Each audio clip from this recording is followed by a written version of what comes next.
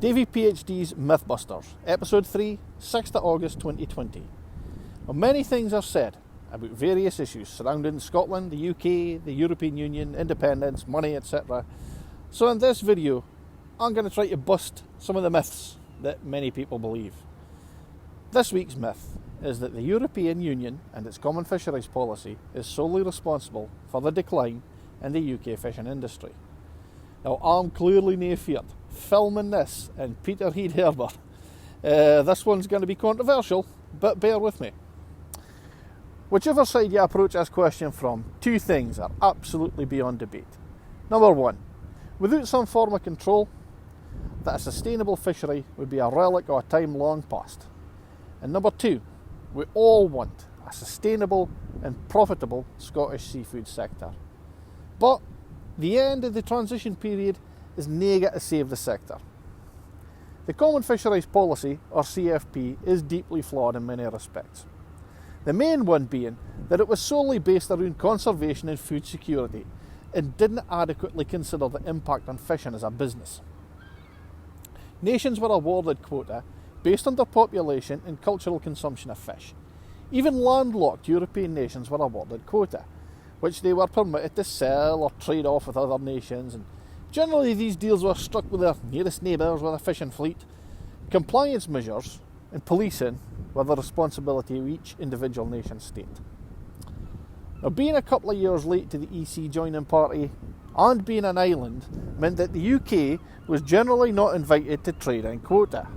Of course, we had more miles of coastline than anyone else, generally smaller but more numerous boats than any other European nation, so the writing was on the wall quite early.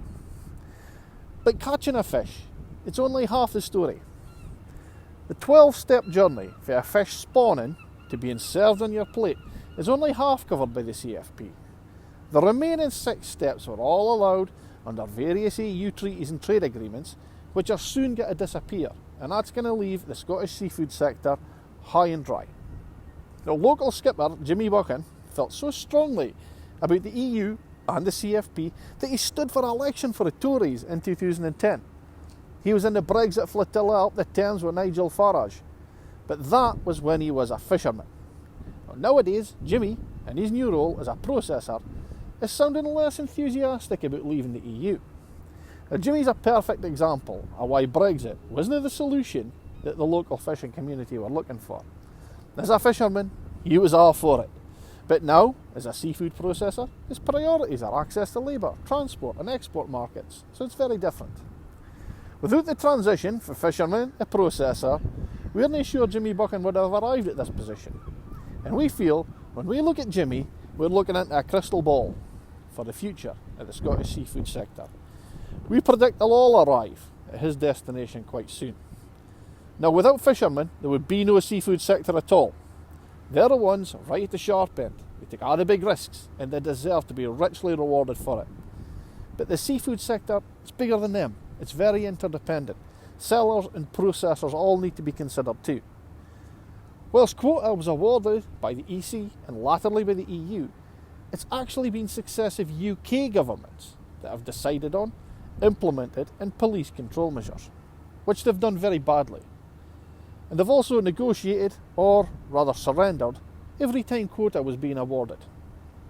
Even after devolution in the first Labour Lib Dem run administrations, a Scottish Fisheries Minister was appointed, and then she was roundly ignored when she tried to represent Scottish interests to the UK government.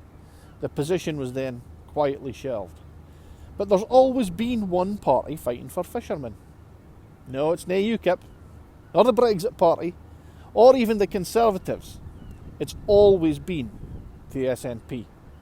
We have long campaigned for abolishment, or at least massive reform of the CFP. We even lobbied twice to have the devolved nations empowered to leave, but we were stopped by Westminster. Now, your vote, guys, is up to you to do with what you please. But if you continue to be loyal to and vote for the government, parties and nations that brought this about in the first place, and then attack us, who tried for the longest time to save you from them, then there's very little we can do to help you. When, not if, the Conservatives screw you over. If you doubt that, think on this. Whilst in the EC and latterly in the EU, up until very recently, all nation states had a veto. Now that meant that tiny little Malta, with 400,000 people, could bring something to a screeching halt if they didn't fancy it, even if the remaining 27 nations were all for it. Do you know how many times the UK government used their veto on your behalf whilst negotiating fisheries and quota allocations? I'll give you a clue. It's less than one. Now, if I'm honest, I didn't blame them. Fishing was less than 1% of the UK economy. It probably wasn't seen as important in the big scheme of things. Until, of course, they needed your votes for Brexit. But the SNP recognises that it's 100% of your economy, and you've been very badly let down. But there are alternatives. Fishing may be less than 1% of the UK economy, but it would be 8 to 10% of the Scottish economy post-independence.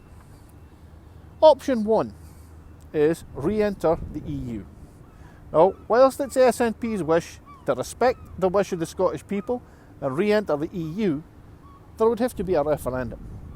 And assuming that went the way we expected, things would be very different this time around.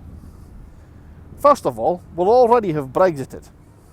And then, Skegsit is going to leave us half of the UK's coastline. Now, knowing how rich our fishing grounds are, the EU will want access. And instead of rolling over, like successive UK governments, we'll be in a stronger position, and you'll have a full member state fighting for an industry that's 8 to 10% of their economy. Now, once in a renegotiated CFP, market access and the just-in-time delivery is back on. Option 2, stay fully independent. Let's say we voted for independence and decided not to rejoin the EU. We would have left the UK, and Skegsit again leaves us with half of the UK's coastline. But all those British fishing licences bought by foreign fishing boats, no longer valid. Now we could then dictate terms on how access for foreign boats would be managed if it was to be allowed at all. Either of those is surely preferable to catching all the fish you like, but only being able to sell it in the UK. Now consider this. The farming sector also put their faith in the Tories and the Union. But in 7 months since the general election, we've already seen DEFRA farm payments, which will replace the EU subsidies. They're already going to be 20% less. Added to which, the recent UK-US trade deal will drastically harm the ability of UK farmers to be competitive against cheap, low-quality US imports. All the farmers have got to look forward to now is 4 more years of getting shafted. Successive UK governments have already mismanaged their fisheries for decades, and I expect their treatment of the fishing sector is going to be equally shoddy as the farmers are currently experiencing. Keep in mind that farming is a bigger part of the UK economy than fishing, and look how well the Tories are looking after them. Now, Westminster made no progress with our post-Brexit trade negotiations, so we're likely to be leaving on a no deal, which will be a disaster, not only for the seafood sector, but the whole of the UK, and a particularly harsh impact on Scotland. It's often said that the enemy of your enemy is your friend. Now, if you're a fisherman and you perceive the EU as your enemy, and you saw the Tories as their enemy, then it was an easy conclusion to come to, that they'd be your friend. But if you think Boris Johnson isn't lying to you, just remember, guys, he's lied to his wives. He's even lied to the Queen. I don't think he'll have any problem at all lying to you. A CO opportunity is no good to anyone if it feeds into a complicated market without the just-in-time delivery that we previously enjoyed as part of the European Union. Successive Westminster governments have failed to speak up for our fishermen until it matched their larger political agenda, and have continually mismanaged our fisheries. Now, we're already hearing about Scottish farmers potentially leaving soft fruits to rot in the fields due to lack of migrant labour, border issues and complicated market access issues that are about to be brought around by Brexit uncertainty. The same fate awaits your fish with the sinking ship Britannia. But there is another way. The entire seafood sector will be valued in an independent Scotland. We'll either rejoin the EU, negotiate reforms to the CFP, and re-establish tariff-free access to the largest trading bloc in the world. Or we'll remain fully independent and validate all those British licences held by foreign boats and dictate new terms for access to our waters. Now, crucially, the only way to make either of those options happen is to vote for the SNP.